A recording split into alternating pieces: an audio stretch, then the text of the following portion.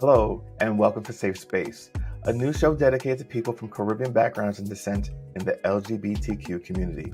I'm your host, Chris Edwards, and I'll be here to navigate and introduce you to new guests every week. We'll explore their journey, story of how they've gotten to this place in their lives, describe what it's taken, the courage, the ups and the downs, and everything in between. My first guest is no stranger to me, social media, and has no problem telling his story. He's a friend and originally hails from Jamaica, the West Indies, like myself, but currently resides in Florida. Ladies and gentlemen, please welcome my first guest, Mr. Alec Tomlin-Mazelin. What's up, Alec? How you doing? I'm good. How are you, Chris? I'm well. So, welcome to the show. And as you know, for those that don't know, this is the pilot episode, and you are the first guest. So, welcome. It really is a special honor. So happy that you have me here. Well, thank you so much. And full disclosure, for those that do not know, Alec and I are friends.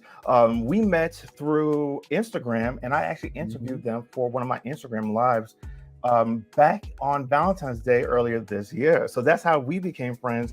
Our husbands are friends, and we've hung out together in over this past year. So it's really an honor to have you here to launch this show for me. It's crazy to believe that we've only known each other less than a year. I'll just putting that out there. I know. February of next year will be 1 year, but we come a long way in a year, right? Right.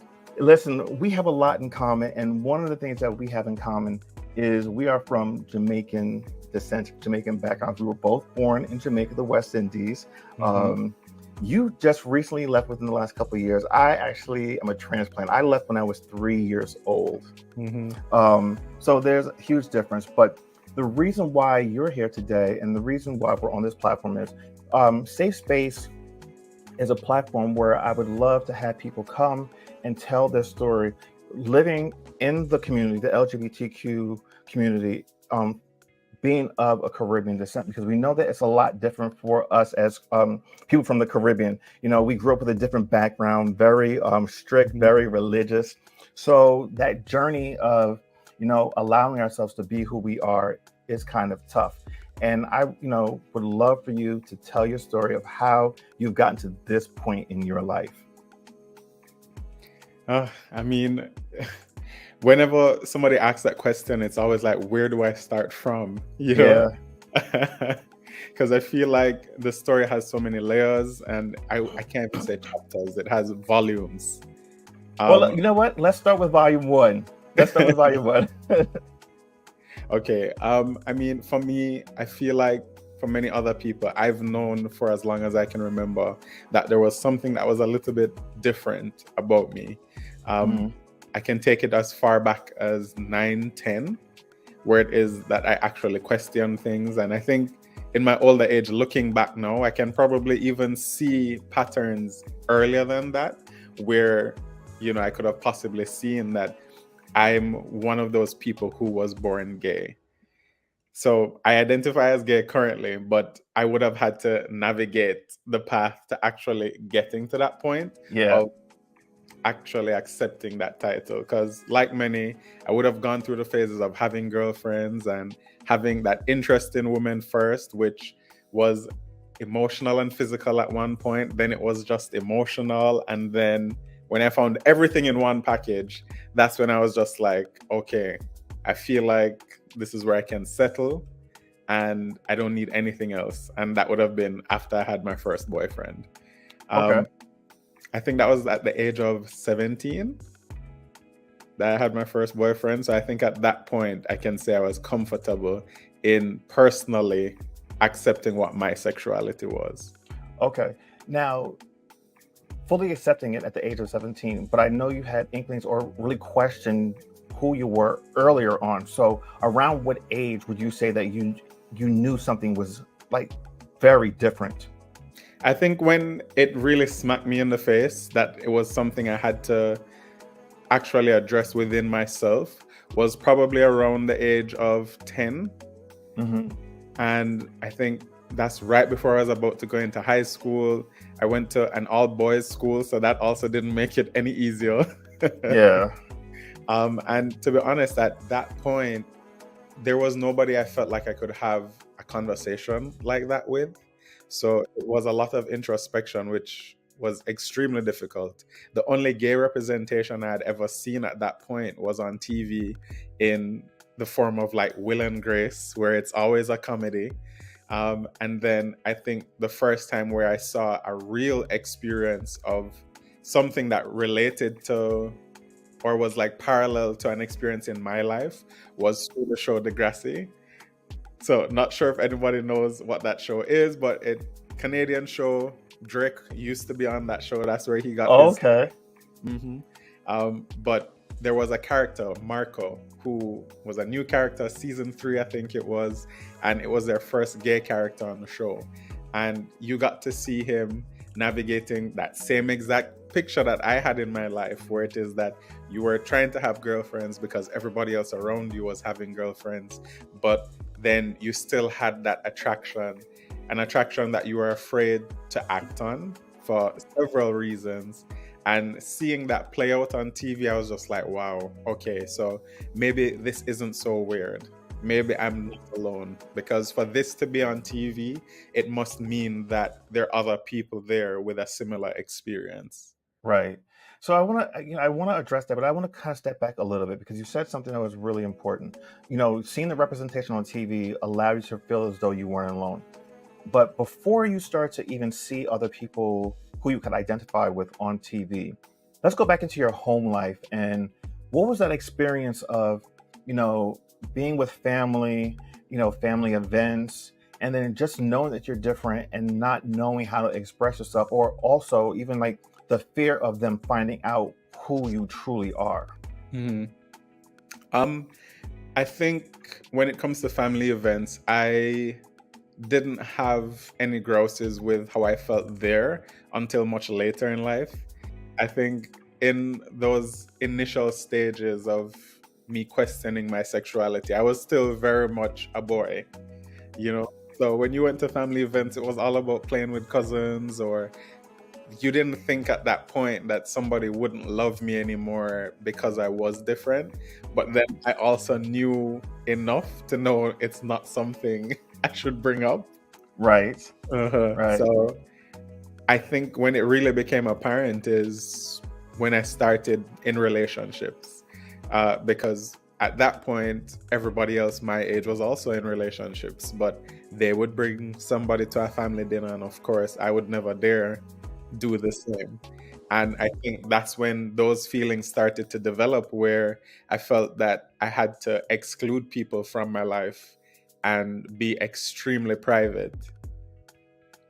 Okay, so let's go back into when you said you first had your first boyfriend at 17. Now you have someone who you identify with, who you want to be with. How does that work, and how does that happen? Because like now family functions, functions outside with other people, like how do you navigate that space, especially being in Jamaica, because you're still living in Jamaica then? And for those that don't know, talk a little bit about like the legalities of living in Jamaica and being in the LGBT community. Okay, so in Jamaica, and I think this goes for the entire Caribbean, you do have the bugger law that's still in place. So it technically is illegal to be gay in those spaces, because if you're considering everything that comes with it, then if you're blocking out one part of the experience, you're essentially telling me that I don't have a space here. In terms of navigating relationships and all of that, it almost feels like a don't ask, don't tell kind of policy. And even when it is that people can tell that this is what the situation is, or suspect that this is what the situation is, nobody really asks questions directly to me, or at least that wasn't my experience. They would talk about it with everybody else, and it would eventually get back to me. And that was okay with me, And it was only okay with me because that's what it is that I knew. And it felt like, if this was the way that I could have my cake and eat it too, I'll take whatever version of that I could get. I didn't find it difficult in the initial stages, when it came to dating, only because once I found my first boyfriend, I really didn't have my eyes anywhere else. So it's not like I was out there looking. It's something that really, truly just happened for two young guys who I feel like at that point I was not questioning. I feel like at that point he was.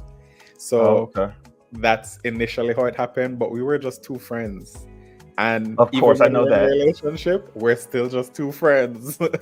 Friends or roommates or what, one of And those. then, you have sleepovers, and Yeah. then, But- it's you're just best friends now. Yeah. But how do you navigate that? Like, how do you go out? How did you go out? How did you interact with people in social settings with your boyfriend or quote unquote your best friend? hmm And so the thing is that we were a part of the same friend group. So in terms of going out, we maybe didn't have the privacy of it was just the two of us. But then you would have that intimate time. And by intimate, I really just mean that one-on-one time when it is that those events would end. And as I said, we would literally be sleeping over each other's houses. So that's really where I would say the full extent of the relationship would have blossomed or shown up. It's kind of sad to say, but I honestly don't feel like I went on my first real date until I was in my late 20s. And for somebody who was dating from the age of 17, and let's say I went on my first date at 27, Right. that's a 10-year period. And it's because, again, it comes down to you analyzing the space that you're in and accepting less than. And it wasn't even conscious. It was just that unconscious thing that you knew you just had to keep in. Right. Did you always find yourself protecting yourself just so you wouldn't be found out by the masses? Not that you necessarily cared to that degree, but you had to protect yourself because, we as people in the LGBT community, especially in the Caribbean, it's one thing to not say it out publicly, but when you do, there's that fear of being attacked or, being shunned. So how did you protect yourself in that space? And, it's funny that you ask if I used to protect myself, because I feel like that's a trait that has followed me through because of that experience. I feel like even now I still protect myself, which is such a weird thing because I share my story now on so many different platforms. But I find myself consciously having to tell myself, it's okay to open up. It's okay to tell your story. But back then, yes, I definitely had to protect myself. And the less I shared, the more protected I felt. And it didn't have to be about my relationship. I just didn't share anything. Right. I was everybody's listening ear. Yes. And I kept myself extremely busy. I knew everybody else's story, but I don't think anybody knew mine past the surface. And it's very easy to hide certain things behind a smile. And you are preaching to the choir. You literally, it sounds like my story. I mean, I did the same thing, so, I identify, and people get on me for this, but this is my truth. I identify as a bisexual man.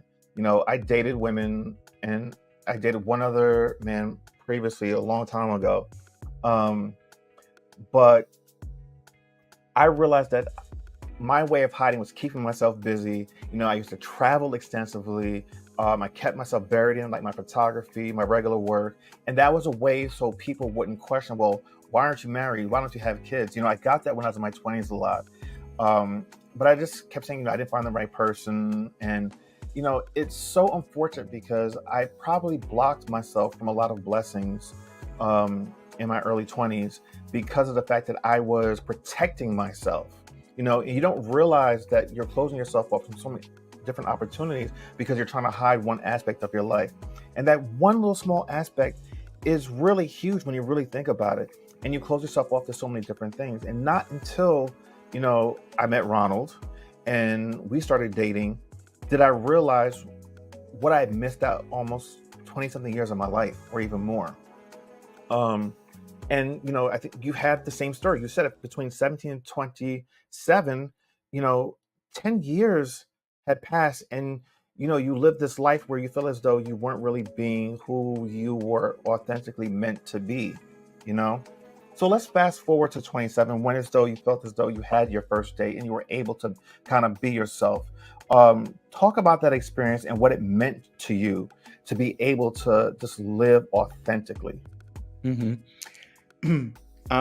So at 27, going on my first date, because I really had to catch myself after, and I was just like, wow, all those nerves that I had leading up to, wondering, do we go there together? Do we go there separately?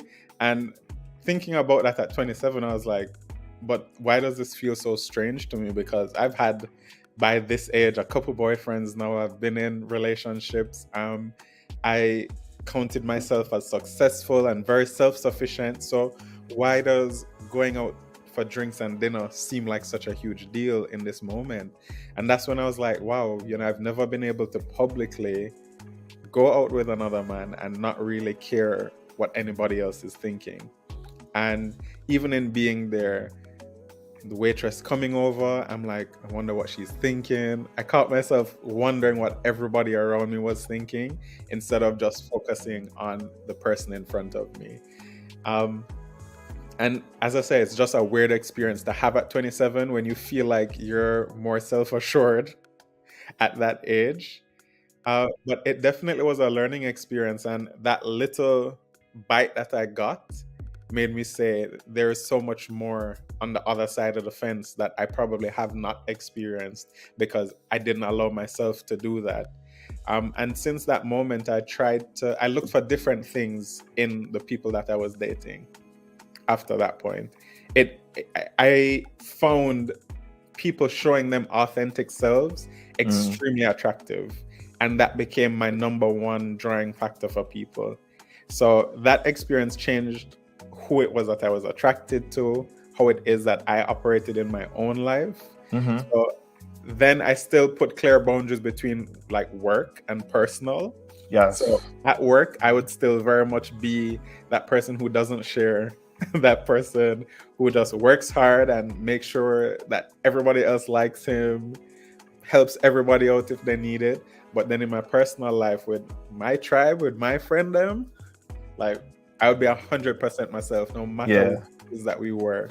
So as much as I was living in Jamaica, the people that I hung out with, I knew without a shadow of a doubt, I loved them, they loved me, and this was gay, straight, it didn't matter who it was. At that point, if somebody asked me, are you gay? As long as I could tell that it wasn't with ill intent, I was like, yes, I am. What other questions do you have? And as big as that was my first leap to not only fully accepting myself, but also trying to show people who are close to me, who you can tell sometimes they're curious. I feel like when people who don't understand your experience are curious, that when they do ask, people find that they're being intrusive. And so it's met with a negative response. Whereas I feel like my way to change the world is by affecting the lives of those closest to me first, because they know Alec. They know Alec for who I am at my core. And that is somebody who is seeking to build the people around me up. And if they've felt that, me being gay shouldn't change that view. Yeah, absolutely. Let me ask you this. When was the first time that you actually let someone, because I don't like to say when you came out the closet, who was that first person you told, and how did that make you feel? Because I remember exactly the moment and who it was that I told and what I felt in that moment. Okay, well, I'll go back to the most significant person that I told from the jump, because I feel like the first person that most people tell is that gay best friend who you can tell is also gay, but you guys just haven't said. But the most significant one, I would say, is my longtime straight best friend. Like, we've been friends since I was 10. He's a year older than me, straight. And I think we were I was turning 18 at the time. But he was about to go off for university because I was still in community college at the time. And I remember it vividly because his girlfriend already knew, actually, Okay. but she did not know. And it was because she used to tell me that, he was wondering why we don't hang out as much anymore. And he feels like he's telling me everything that's happening in his life and I'm not telling him anything. So he felt like he was losing me and he was hurt by that. And because he was going off to university, I was just like, I know we're not going to see each other as often anymore. So I need to tell him. And we were at the beach. It was a beautiful day at the beach. And I remember when I told him, he just started backing away. And I was just like, oh my God, this is what I was fearing the most. Yeah.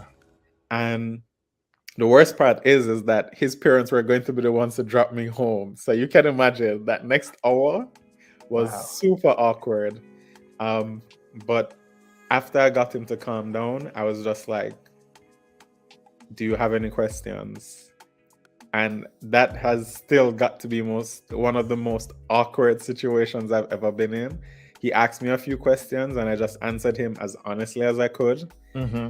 And from that point, we had a little bit of tension for a couple weeks, but then things got back to normal, or at least seemingly back to normal. The funny thing is that when we moved forward, the awkwardness really was from me more so than it was from him. Because I could tell at a certain point that he got over everything.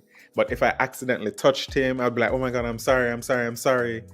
And that was just because I didn't want him to feel like I was ever trying to come on to him or that it was anything more than the brotherly love that we had. So it's funny how in that experience that he was able to get over it, and it took me a really long time to actually feel comfortable interacting with him again.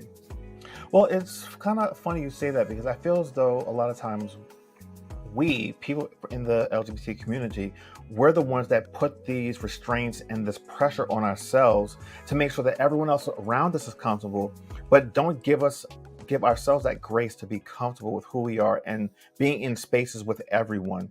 I totally get where you're coming from. Unfortunately, that was the initial reaction, but I'm sure that once the initial shock wore off, he was okay, but you had to come to terms with the fact that, all right, now you've let someone in, and how do you navigate that space? It can be difficult. But like I said, I think we put more of the pressure on ourselves. I think the people that we surround ourselves with will surprise us. Because they know our heart and who we are to our core. They're going to love us regardless. That's been my experience since I let people in several years ago. And I know that this is, your experience as well. Let's fast forward, from dating, from being able to be out in public and just having the courage to say, not necessarily to say, but just be proud to be with someone out in public, to when you met your now husband. Give us what happened in between that and what led up to that moment. To us being together, or to us actually coming out? You meeting, being together, and then publicly coming out, because the way that you came out, or like I said, let people in, was very dramatic. So I want people to hear this story. Okay. So I initially messaged Brian in 2019. It slid in the DM, and it was met to no real response. I just got a double tap on the comment. I remember he was wearing a mesh marina, which, like, if anybody has ever seen any stereotypical picture of a Jamaican, it's in reggae colors with the holes in there and everything. So I saw him wearing that and I was like, oh, okay. Because I had seen this guy on my Instagram before, but when I saw that, I was like, I wonder, is he Jamaican? Does he have Jamaican lineage? Because that just added to the attraction for me. Of course, got the double tap, no response. I was just like, oh, okay. I was gonna unfollow and block him because I was so ashamed. But then a year later, pandemic, lockdown. Clearly, everybody is bored and can go back in their old messages. No, I'm joking. He didn't do that. But I had bought my apartment at the beginning of 2020, and I didn't get my keys until June. posted a picture, and apparently he commented on the picture, and I did not respond. Oh. So then I posted a story when it is that I was actually staying in the place, and he commented on that. Saw his message, and I was like, "Hey, Mr. Double Tap." Wow. So the little petty part of me, you know, that's how I answered, and we spoke the entire night. And when I say entire night, like, we probably got off the phone. We started talking at 11. We moved from Instagram to WhatsApp, and then we came off the phone maybe at 5 something, almost 6. And then I had to get up at 7 to go to work. Yeah, and I mean, that was the day that started everything. Mind you, he's living in Florida. I'm living in Jamaica. Jamaica's borders at that time was still closed. So he wanted to come and meet me, couldn't.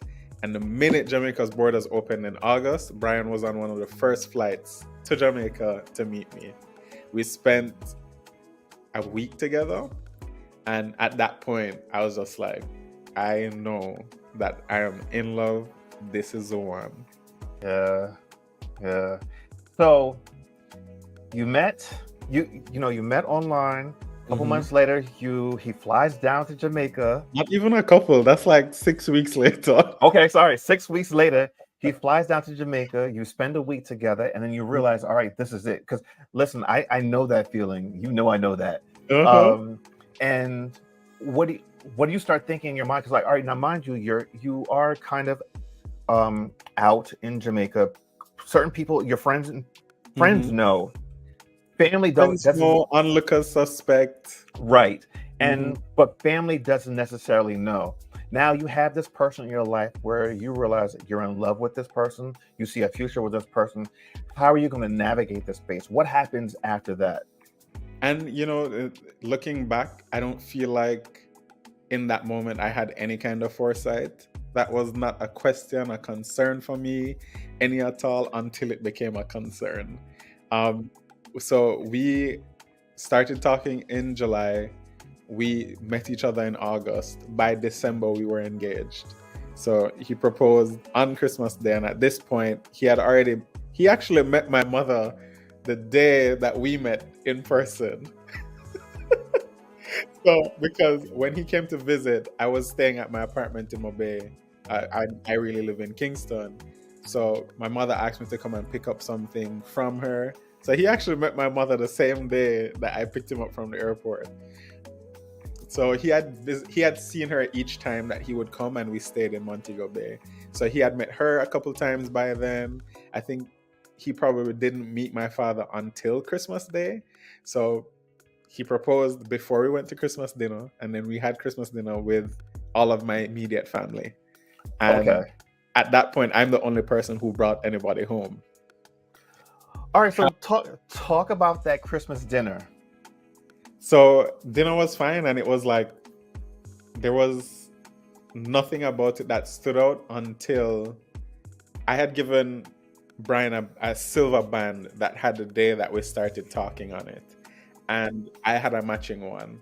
I didn't wear the ring, of course. 1, the ring didn't fit. Two, I was just like, maybe this is not the best way to like show up to Christmas dinner with a ring on and then have those questions. But my sister saw the silver band, and she saw that both of us were wearing one. And she was like, oh, what's that? And I said to her, and this is by the dinner table, I was like, oh, this is a gift I gave to Brian. And she was like, oh, bro love. And when she said that, I don't know what in me just hurt so much to be like, why did this have to be bro love? You know, could it not be something else? And if it were something else, is that less than? So that's the first time that I really did feel as triggered as I did by somebody assuming that my partner wasn't my friend, you know? Right. Or was my friend. And I sat on that for a couple of days, and then I told Brian, like, I am gonna tell her that I didn't love what she just said. I'm gonna tell her. And that's the first person in my family that I came out to. And how did that go? It actually went very well. one of the things that stand out to me most in what she said is that she feels as though she was robbed of the opportunity to be a better sister, because she had never looked at me as having a sexuality and in her saying that she looking at my experience like I was asexual, I knew what she meant. It's like, you don't think about your siblings in that way or people in your family in that way.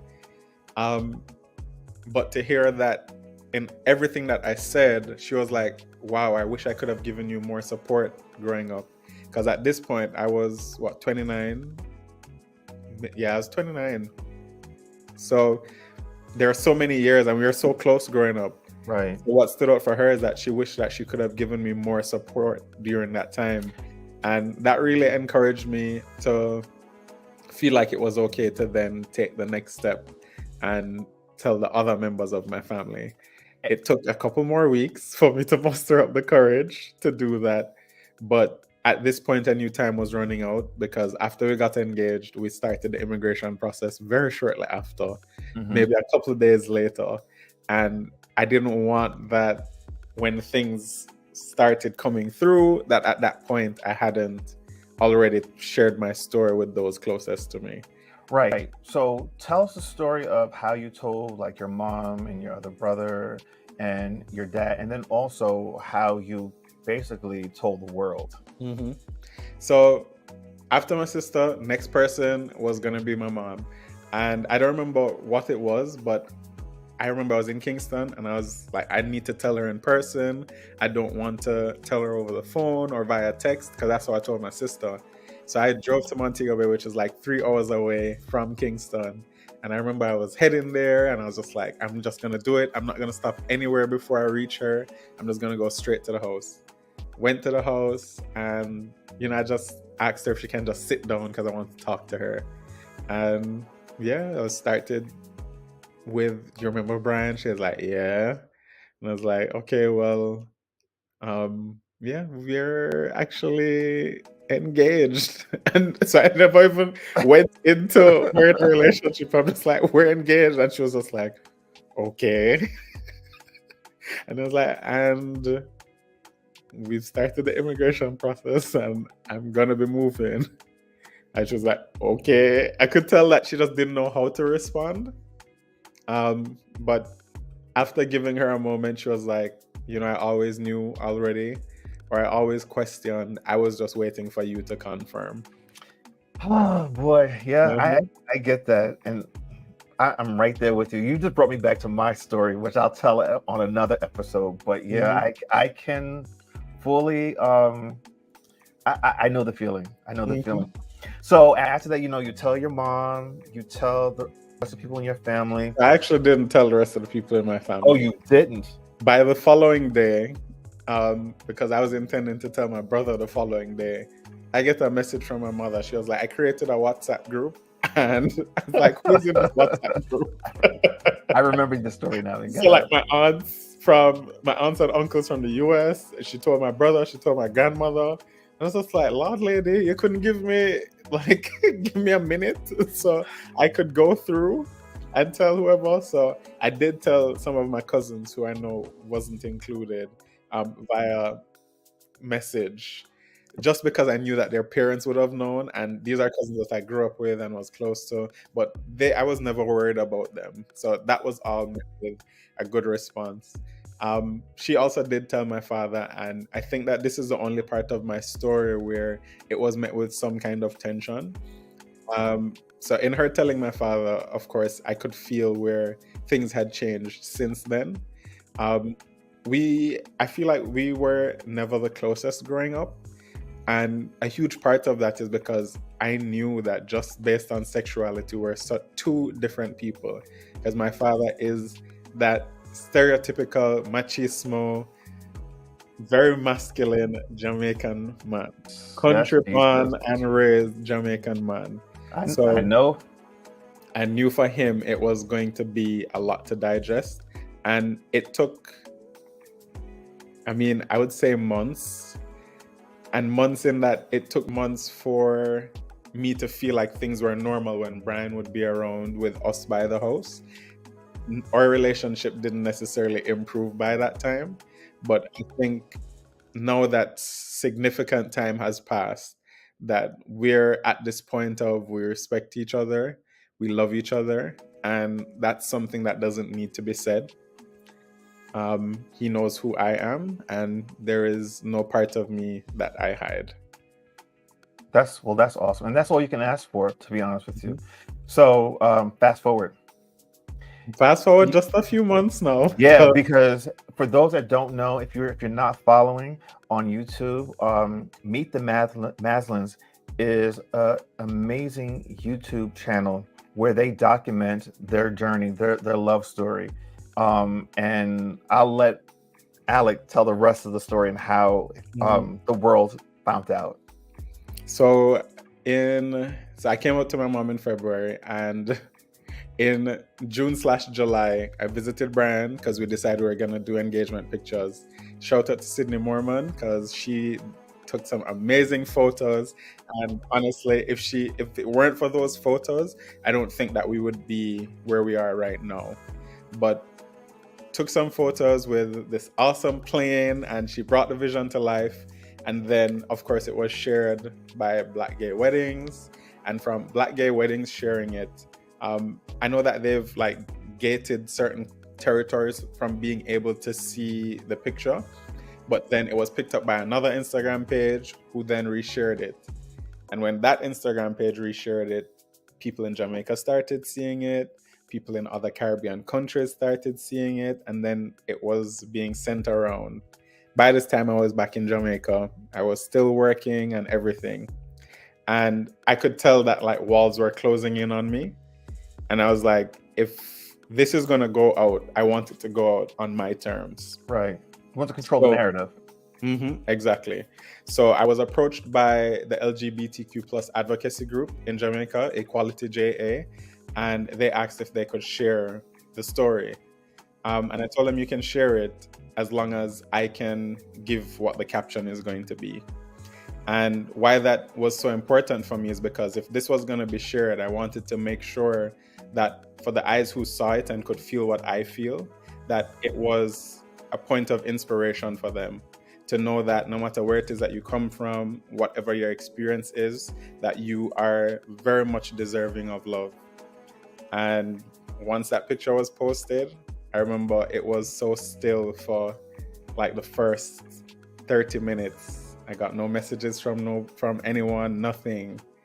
And the minute the first person called, they were just like, Alec, everybody is blowing up my phone asking if I've seen this picture.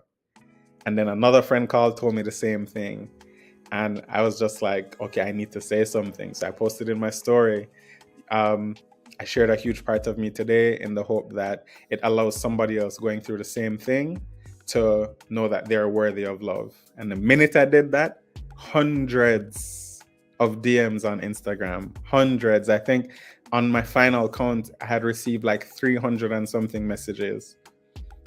And that was from people in Jamaica, people from the Caribbean, people from all over. And it was people with different experiences, persons who identified as gay, people who had relatives that were gay, straight people who were just happy for me to be able to live in my truth. And of course, the negative comments were there, but it didn't really come from people that mattered to me. Right. So I was pretty okay with that. My mother wasn't happy that I did that though. She wasn't happy at all.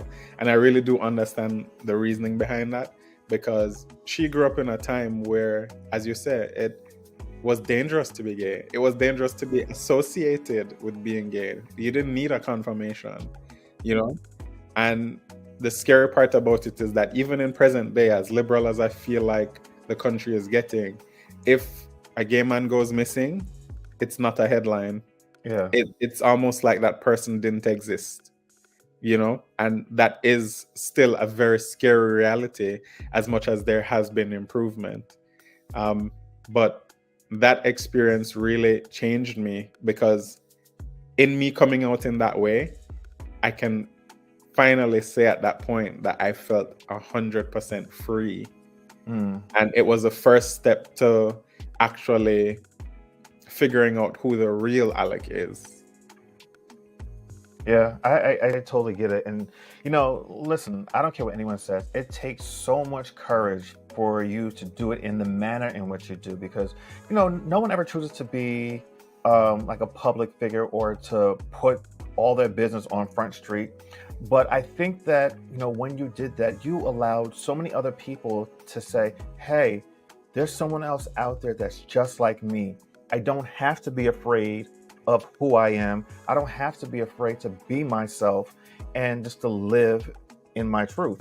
And that was one of the things that attracted me to yours and Brian's story initially, and even reaching out to you guys to do that Valentine's Day live on Instagram, and to be able to do this on such a level. And then yes, you did this couple of years ago. You basically brought the world in and showed them who you were, but you continue to do that on a weekly basis. You guys put out a YouTube video every Sunday at noon that showcases your life, your love, your journey through life, and the whole journey of the process of meeting, relocating to another country, starting a new life together, and navigating different spaces and places. In addition to that, people, Alec is also a stepfather. He's a father. Brian had a child from a previous relationship, and you guys are living a true family life. What does it mean for you to come into something like this, and to also not just live it and experience it on your own, but to let other people in and experience it with you? It's so funny because I feel like the fact that we had eyes watching, it forced us to be not just honest with them, but honest with ourselves in an amazing way, because you have so many people holding you accountable. People will comment on things that you probably didn't see, whether in your behavior or, how it is that you address your partner. And it really causes you to kind of look at yourself from the outside and be like, how can I improve on certain things? So funny enough, letting in people has been such a therapeutic and transformative thing. Just because I feel like it gives us a different view of our relationship. And it's so validating at the same time, because we've heard from so many different people, gay, straight, different countries, from the US, from Europe, from Asia. And to know that no matter the language, no matter the border, that one thing that's extremely apparent to people is the love that we have for one another is amazing. Because it's not because we say I love you. It's not in words. It's in simple actions that people are able to pick this up. And I'm happy that they're able to see that, and not just see it, but feel it too, and know that that's the feeling that they're looking for when they're looking at their own experience as well. Going through all of those things on camera, it has been difficult at times, just being real. Like, some of these things, before I'm even able to fully process it myself, it's already out there in the metaverse, and shared with everyone. And it makes it a little difficult, because at certain points I've felt like I've had to put on a brave face. But then you also realize that there's beauty in the vulnerability. And it's being, for them to be able to see me in my most vulnerable stages also lets them know within their personal lives that, hey, everything is not going to be 100 all the time. Yeah. You're going to have peaks and valleys, and at the end of the day, that's okay, but people sharing their stories as well has helped both of us tremendously. So if I could do it all over again, I definitely would. Well, that's awesome. What do you want to leave people with? What has this whole experience meant to you, being able to share not even just your life, but just your personal journey? Because this is something that's can be very private, but like I said, you're doing it on a public forum. And I'm sure people reach out to you all the time saying, thank you so much for doing this, because you're allowing me to be who I am. I gained courage by watching you and seeing how you navigate through the world. What does it mean to you when people reach out to you? As I say, it's very difficult to put into words, because the minute that you say when people reach out to me, names just start popping in my head. And these are people that I've whether had the pleasure of meeting in person like yourself, or people that I know nothing about other than a screen name. But for perfect strangers, essentially, to be able to say such uplifting things, I find that that's something that so many of us walk through daily life and have not received much of, you know? So that to me is something that is not owed, and I don't take it for granted. Okay. So it feels amazing to have that. All right. And what is something you can leave with people as we get ready to sign off? What can you tell them? You know, words of encouragement. Well, what I would say is, first, lead with love. Lead with love. And then next, lead with authenticity. This is 2023, about to be 2024. Like, you need to make sure that when you look back at your life, that there is nothing that you regret. Know that it's still going to have challenges. You're still going to have problems, but all those things are just setting you up for the win, as long as you are ready to accept that. And the minute you accept yourself wholly is the minute that you open the doors for you to have the best version of your life. That is amazing. Well said. Alec, my brother, my friend, I thank you so much for this. This has been an amazing talk, amazing experience. I hope that people walk away hearing what you said and gaining some insight, not only into you, but, you know, themselves a little bit, and just giving themselves the freedom to be themselves authentically. You know, one of the things I want to encourage people as they watch this show is to always walk away with that they're learning something about themselves, and just knowing that they can be themselves and be okay with it. You know, I'm not going to say it's easy, because, you know, I think you have to get over that initial hurdle of all the things that you've built up in your head over these years. Anyone who has had to, quote unquote, come out the closet or let people in, that hasn't been their authentic selves since the moment they got out of their mother's womb, you have barriers you have to break down within yourselves to be yourself authentically. And when you allow yourself to have the freedom and the space to do that, your life will change immensely. With that being said, again, Alec, thank you so much for being the first guest on the show. I appreciate you. And I'm sure this will not be the last time you'll be on here or on something else with me. But thank you again. I appreciate you, and I look forward to everything that you guys, you and Brian, do collectively and individually. With that being said, I will see you next time. All right. Well, there you have it. That was Alec Mazelin. I will put all of his information down below in the description, so you can go ahead and follow him and follow the Meet the Mazelin's journey. I just want to take this time to say thank you for everyone that's going to watch this show, and I hope that you keep watching every week. So until next week, I will see you next time. Bye-bye, everybody.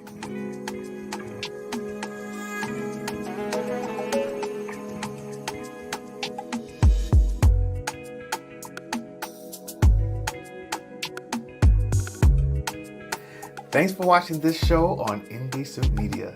Now, if you're watching here on YouTube, make sure to subscribe, like this video, and hit the notification button so that you can get notified when we drop new videos every week. See you guys next time.